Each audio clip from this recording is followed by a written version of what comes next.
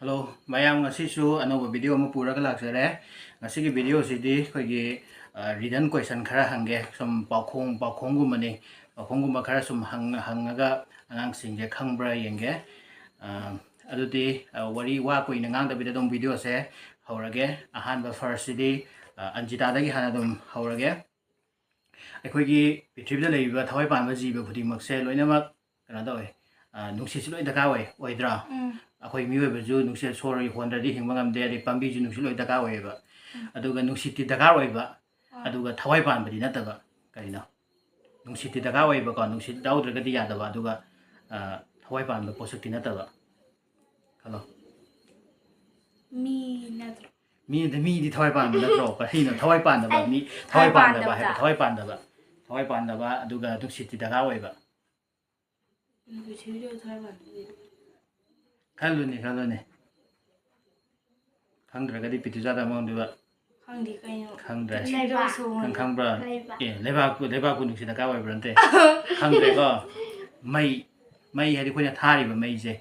I call you maze Nuxidao Dragadi Sawangamde Hanaba Nuxid later matam the way may my Subamatam the major as our ever car. I call you maze Sapamatam Daka the Gaway Nuxita Carway and may got a hand of a Kangdra. Ani suba anjurika da hangage aikogi khut ani pandra khut ani pare ko adu oi khu sikamano left ki khut oi kamano oi aduna adagi right yena kamano khogi khut gi oi gi khusina di ne akogi sokpa ngamba ko pai ba sokpa ya ba thengba khangba aduga yet na yet gi khusina di ngamdaba kaira thi ye ate Adati. If you have sang the Yaba part that I mean, could you origin a dinner, Timba Pamba? Can oil a satin bar. Sang that I Yaba have any number. Timba Munata, I Haje. Would koi a kagi oyi cusinadi, Timba Pamba, Timbangamba. I look a yeki couldn't see the Timbangamda. Timba Pibangamda. Could you have sang the Yaba pot? Hungry go. Hungry. Yeki kuning je ko yesi oyi kusina di pai yadra. Yeki kusina di wifi di ba. Ka wifi di no yeki kusina ji oka kuning je. Adune kuning. Yeki kuning. Ju khangde wakan khande brain phajana mathau tok de. Adagi mathang kanoda anjita da akoina season raga sum thoba hela puja kaino. Season raga thoba helapa. Season raga thoba henba. Brain. Apana brain di season raga sum khangba hele aba ko aduna season raga thoba je brain ne. Adagi mathangda kanoda anjurika da ko. Adum kumtharakpa adum tarakpa aduga kakhatpadi suka kakhataba kayo. Kari No. No. Really? No, kita punya sebentar aduga mas paikat pati tahu di sana ra. No. Adum lai le. Mathangda anjita da. Makhong di pan ba. Makhong di pale ko aduga chat pati ngamda ba. Chat pacien ba ngamda ba. Makhong di pan ba. Kayo. Chin ngamda ba. Chat paju ngamda ba. Cien paju ngamda ba. Makhong di pan ba. Sab bakhong al sab zon do cien. Akoi khong sa adagi khoi mioi ba khong loi pan ro. Ai khong pan je khoi chat pa cien ba loi ngamdro. Ngam me aduga hojik de makhong di pan ba. Chat paju ngamda ba. Cien paju ngamda ba. Hangoi ju chat pa ngamda ba cien ngamde ba de chu ja le. Adum chat paju ngam ni kana ngam chu mo ngami de chat paju ngamda na tro. Hangoi na te. Makhong di pan ba. Chat pa di ngamda ba. Cien paju ngamda ba. Ai no. Hui jam kan khong Hangdre anjurika di hangdre kangthol table je kangthol ni makhong pan dra kangthol je chat pa chen mangam bra phang je aduni table gumba kangthol gumba ko si khangde arai ba khangamde mathangda anjurika da tumna leyo lang sana no adagi mipung khudi makidi leiba aduga manghan bading ngamdaba akoina chatliba mafam khuding adagi akoina leiba mafam khuding adum loinaraga leiba akoina ꯃꯥꯡꯍꯟꯈ꯭ꯔꯒꯦ ꯍꯥꯏꯔꯁꯨ ꯃꯥꯡꯍꯟꯕ ꯌꯥꯗꯕ ꯄꯣꯠ ꯀꯩꯅꯣ ꯃꯃꯤ ꯑꯩꯈꯣꯏ ꯃꯤ ꯑꯩꯈꯣꯏꯅ ꯃꯤꯁꯤꯗꯤ ꯑꯩꯈꯣꯏꯅ ꯃꯥꯡꯍꯜꯂꯒꯦ ꯍꯥꯏꯔꯒ ꯃꯥꯡꯍꯟꯕ ꯌꯥꯗꯦꯕ ꯅꯠꯇ꯭ꯔꯥ ꯃꯤ ꯂꯩꯔꯦ ꯑꯗꯒꯤ ꯁꯨꯝ ꯍꯦꯟꯒꯠꯂꯛꯄ ꯑꯟꯖꯤꯇꯥꯗ ꯀꯣ ꯁꯨꯝ ꯍꯦꯟꯒꯠꯂꯛꯄ ꯑꯗꯨꯒ ꯇꯥꯕꯗꯤ ꯁꯨꯡꯇꯥ ꯇꯥꯔꯛꯇꯕ ꯁꯨꯝ ꯍꯦꯟꯒꯠꯄ ꯃꯥꯒꯤ ꯀꯩꯅꯣꯁꯦ ꯆꯥꯡꯁꯦ ꯁꯨꯝ ꯍꯦꯟꯒꯠꯂꯛꯄ ꯀꯣ ꯑꯗꯨꯒ ꯍꯟꯊꯔꯛꯄꯗꯤ ꯁꯨꯡꯅꯥꯏ ꯅꯥꯏꯗꯕ ꯀꯩꯅꯣ ꯁꯨꯝ ꯍꯦꯟꯒꯠꯂꯛꯄ ꯅꯠꯇꯦ ꯁꯨꯝ ꯍꯦꯟꯒꯠꯂꯛꯄ ꯑꯗꯨꯒ ꯍꯟꯊꯔꯛꯄꯗꯤ ꯅꯥꯏꯗꯕ ꯃꯨꯟꯅ ꯈꯜꯂꯨ ꯍꯦꯟꯒꯠꯄꯒꯤ ꯁꯔꯨꯛꯇ ꯑꯣꯏꯕ ꯍꯟꯊꯔꯛꯄꯒꯤ ꯁꯔꯨꯛꯇꯤ ꯁꯨꯡꯌꯥꯎ ꯌꯥꯎꯗꯕ ꯈꯪꯗ꯭ꯔꯦ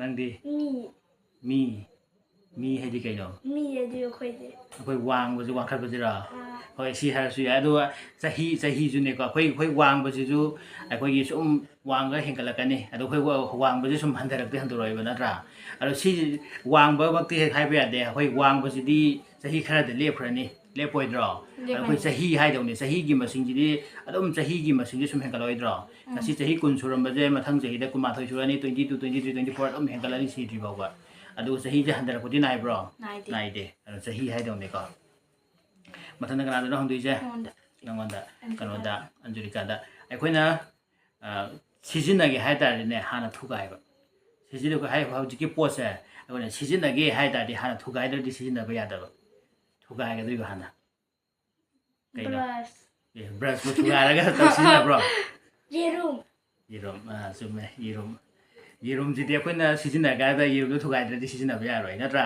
ꯌꯦꯔꯨꯝ ꯒꯨꯗ ꯆꯨꯝꯃꯦ ꯃꯊꯪꯗ ꯑꯟꯖꯤꯇꯥꯗꯀꯣ ꯀꯔꯤ ꯍꯪꯁꯤꯒꯦ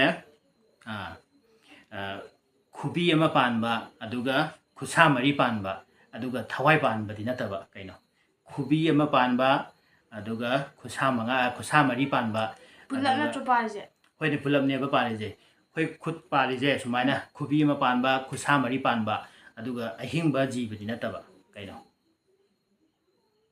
खोइना पालिबा खुदकी मौंगे सिगा चमानबा हाइतारे खुबी अमा पाले खुसा मरी पाले अदुगा थोइ पानबा जीवदि नतबा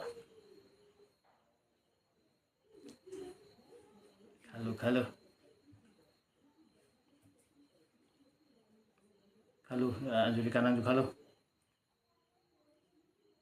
अखोइना दुम सिजिनबा पोट अदुम मरक मरक खोइना कनो सिजिनबा पोटनी हजिकी पोटसे क्लू पीगे खंगद्रबो खंगदे अंजुलिकादी खंगदे खुद मोजा से खुबी गिजु याउद्रो खुसा मरी गिजु याउद्रो अदु थवाइदि पानब्रो पानदे खुद मोजा ने को सिजु खंगद्रे अदगी मथंग अंजुलिकादा नत्रा ममित अमा पानबा अदुगा उबुदि ngамदबा कैनो येतुम ममिति पाली अदु उबुदि ngамदे मथंगदा अंजितादा मसादि पानदबा अदुगा पाइबदि ngамबा कैनो मसादि पानबा पाइबदि ngамदबा लेचिन जदु मथत दुम पारा लेत्रो लेको अदु माइ मसादि पानदे अदगी मथंगदा अंजुलिकादा मंगक्ति पानबा अदुगा मकोक्ति पानदबा कैनो बोतन मंगक्ति पाले मकोक्ति पानदे अदगी अंजितादा मोहंदुबको अखोइना पोट खुदिमसे थुगाइबा मतमदा अखोइना पोटु थेंगा थुगाइद्रो थुगाइ अदुगा अखोइना पोटसे थेंगदबिदा हाइतारे अखोइना थेंगदबिदा थुगाइबा याबा पोटसे कैनो थेंगदबिदा अखोइना पोटसे थेंगदबिदा थुगाइबा याबा पोटसे promise to bai di khoina promise to gi ba poto khoina indra di madu thugai na tro adu khoina thenga ga di to de ba ko aduna promise to wa chini adum leire adagi kaman oi ba dum hange nabani akhang ba dum hairo ming haidra ju ko adum akhang bana dum hairo aidi naha oi ngai da di ma se wang ba hai tare aduga ahal oi kan da sum tenjilak ba kaino naha oi ngai da di yang wang ba ahal oi kan da sum tenjilak ba kuira sum tenjilak ba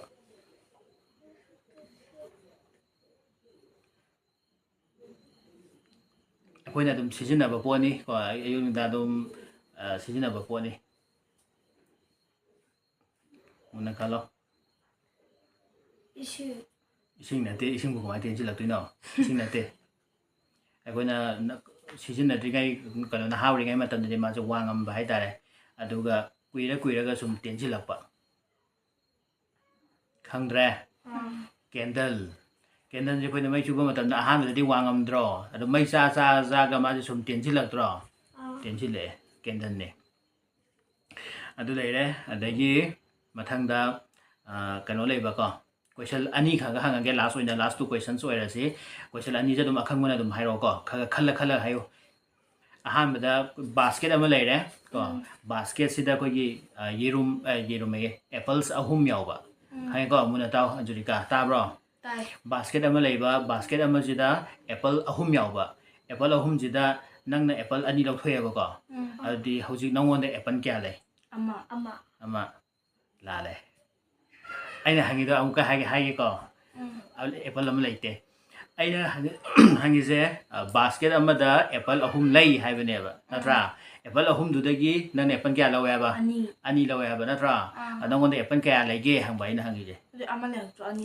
apple 2 ꯂꯩꯍꯧꯋꯦ apple 2 ꯂꯩ ꯍꯥꯏꯗꯣ ꯅꯠꯇ꯭ꯔꯣ ꯀꯩꯅ ꯍꯥꯏꯗꯣꯛꯂꯩꯗꯣ ꯑꯗꯨꯅꯦ ꯅꯪ ꯈꯪꯗꯕꯒꯤ ꯍꯥꯏꯔꯛꯏꯁꯦ basket ꯑꯃ ꯂꯧꯗꯦ ꯍꯥꯏꯕ ꯕꯥꯁꯀꯦꯠ ꯑꯃꯗ ꯑꯦꯄꯜ 3 ꯌꯥꯎꯔꯦ ꯑꯦꯄꯜ 3ꯗꯨꯗ ꯅꯪꯅ 2 ꯂꯧꯔꯦ ꯍꯥꯏꯕꯅꯦ ꯑꯩꯅ ꯕꯥꯁꯀꯦꯠꯇꯨꯗ ꯑꯦꯄꯜ ꯀꯌꯥ ꯂꯦꯝꯍꯧꯒꯦꯅ ꯍꯪꯕ ꯅꯠꯇꯦ ꯅꯪꯉꯣꯟꯗ ꯑꯦꯄꯜ ꯀꯌꯥ ꯂꯩꯒꯦ ꯍꯥꯏꯕꯅꯦ ꯑꯗꯨꯗꯤ ꯅꯪꯅ ꯂꯧꯔꯤꯕ ꯑꯦꯄꯜꯗꯣ नंगोंꯗ ꯂꯩꯗꯣꯏ ꯅꯠꯇ꯭ꯔꯣ ꯑꯗꯨꯗꯤ ꯑꯦꯄꯜ ꯀꯌꯥꯅꯣ ꯂꯩꯗꯣꯏꯁꯦ नंगोंꯗ 2 ꯅꯠꯇ꯭ꯔꯣ ꯑꯗꯨ ꯑꯃ ꯍꯥꯏꯔꯛꯏ ꯀꯩꯒꯤꯅꯣ ꯑꯩꯅ ꯍꯪꯉꯤꯗꯨꯗꯤ ꯕꯥꯁꯀꯦꯠꯇ ꯑꯦꯄꯜ ꯀꯌꯥ ꯂꯩꯍꯧꯒꯦꯅ ꯍꯪꯕ ꯅꯠꯇꯦꯕ ꯅꯪꯉꯣꯟꯗ ꯑꯦꯄꯜ ꯀꯌꯥꯅꯣ ꯂꯩꯔꯤꯗꯣ ꯍꯪꯕꯅꯦꯕ ꯅꯠꯇ꯭ꯔꯣ ꯑꯗꯨ ꯅꯣꯏꯅ ꯂꯧꯔꯤꯕ ꯑꯦꯄꯜ ꯃꯁꯤꯡꯗꯣ ꯑꯣꯏꯗꯣꯏ ꯅꯠꯇ꯭ꯔꯣ ꯑꯗꯨ ꯈꯪꯗꯦ ꯑꯩꯁꯦ ꯑꯅꯤꯃꯛꯀ 1 ꯒꯥꯏ ꯍꯥꯏꯔꯛꯏ 1 ꯅꯠꯇꯦ 2 ꯑꯣꯏꯅꯤ ꯂꯥꯁ ꯀꯣꯏꯁꯟ ꯀꯣ ꯂꯥꯁ ꯀꯣꯏꯁꯟ ꯑꯣꯏꯁꯤ ꯅꯪꯁꯦ ꯂꯝꯖꯦꯟ ꯆꯦꯜꯂꯦ ꯈꯜꯂꯣ ꯅꯕꯥꯅꯤꯁꯦ ꯀꯣ नबानीसे लमजेन चेले अदुगा नबानी मक्से अदुम अहुम सुबा कोई ममांग इथंग थांबदुना फर्स्ट तादुई नत्रा अदि अनी सुबदा चेंदुना सेकेंड तादुइने अहुम सुबदा चेंदुना थर्ड तादुइनेबको नबानीसे अहुम सुबदा चेंबा मीदुने खल्लोबा खल्लाबा वखंदा नबानीसे अहुम सुबदा चेंबा मीदुने खल्लो अदुगा मागी लमजेनगी लोयरमदाई लाइन लोयरमदाई लेदना अदुगी लोयरमदाई सिदा अनी सुबदा चेंबा मीदो अदुदगी नंगे हेंकलगा लमजेन से लोयरेबको ग्यान ताब्रा हाइजे लमजेन से चेंबा मतमदा नबानी से क्या सुबा मफमदा लेने खंदिबा अनी सुबदा अइना हंगिजे मुन्ना तादरे इनो लमजेन चेंबा मतमदा क्या सुबदा ले हाइगे अहुम सुबदा नबानी से अहुम सुबदा चेलिने खल्लो हाबा अहुम सुबदा चेलिने खल्लो अदुगा लमजेन लोयरमदाई सिदा हाइतारे लमजेन लोयरमदाई गी मरबाई योक्सिलकान नबानी सिना अनी सुबदा चेलिबा मीदो अदगी हेंकलेबा हेंकलगा कनोजे लोयरेबा लमजेन जे को अदारदी ग्यान ताब्रा नंग हाइजे अनी सुबदा लम कने हेंकला अदारदी लमजेन लोयरकांदा नंग तादुइजे क्या सुबनो फर्स्ट सुमबो चुम्मे फर्स्ट आदुने अदुना कनो मुकन नैनाजे को अहाम लमजेन चेन लोक अहुम सुबदा नत्रा चेलिजे अहुम सुबदा चेलिनी लमजेन यौरमदाई सिदा अनी सुबदा चेलिबा मीदुदा हेंकलगा चेंदुइ नत्रा चेलिनेबा अदा फर्स्ट ताने हाइबनेबा नत्रा कमाय फर्स्ट आदुइबा फर्स्ट चेलिबा मीदु लांखसु लांखतना अनी सुबदा चेलिबा मीदो लांखलगा चेली हाइब नत्रा अनि सेकेंड ताबम थोक्त्रा फर्स्ट तानी कमाय तादुइबा फर्स्ट ताबदुदि अहामदा चेलिबा मीदो लांखलकांदा फर्स्ट तादु नत्रा अइना हाइदि अनी सुबा मी चेलिबा मीदो लांखलगा लमजेन लोयरे हाबने अदुदि नोइना तादुइजे क्यानो सेकेंड ताबम थोक्त्रा सेकेंड तागदौने सियाम सेंद्री खगा ब्रेन जे खगा तोइना मथौ तो हंदबे यारो अंगानि जे खगा पंगी को सिंगबुगी सांगवाली अद वीडियो से सिगिदि मतांग से दे लोसिलगे अदुम सिगि चैनल सिदा कोगी महिरोइ सिंग अदगी अंगांग सिंग दा सुम ब्रेन सानबा याबा अदुम टॉपिक सिंग तुगान तुगान बा टॉपिक सिंग दा अदुम क्विज कुंबा अदगी सुंबा कोगी क्वेश्चन सुम सेमगा अदुम लाके अदुगा मरक मरकता अंगांग सिंगी चैलेंज सु अदुम याहनजाके गेम जुम याहलके अदो खोइना मयामना अनौबा थिंगनाबिरगदि चैनल असिबु सब्सक्राइब तौसिनबियु अमदि सपोर्ट तौबिरमु अदु हारा कोइ मतांग सिदा वीडियो असि लोसिलगे बाय बाय